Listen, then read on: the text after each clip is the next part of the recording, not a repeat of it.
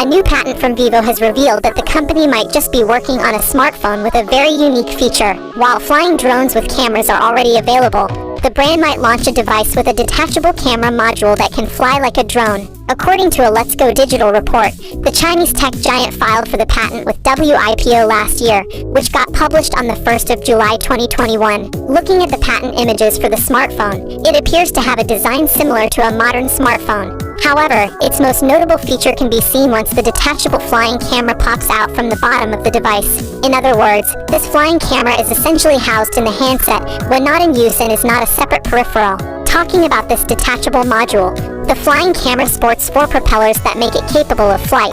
It also houses a battery pack separate from the main battery from the handset and features 2 camera sensors on its body. Another interesting aspect regarding this flying camera is the inclusion of 2 infrared sensors on different sides of the module. These sensors could serve many different functions, but its primary objective is likely to keep the small drone from bumping into other objects when flying, meaning this flying camera could feature an automatic follow mode where it follows the user and flies automatically.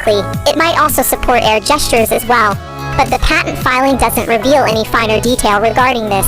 Notably, the design of this flying camera resembles the AirPix, which is a flying camera product. However, this device has a size of over 10 centimeters, so the version from VIVO would have to be much smaller to fit inside a smartphone. Unfortunately, it is unknown if the brand is actually working on such a product, although it does offer us a look towards unique futuristic devices that might be a reality in the next couple of years. VIVO does patent a lot of designs every year. Just because it patented this smartphone design doesn't exactly mean that it will become a reality. In fact, there's a higher chance this phone won't ever launch than it will, but we'll see.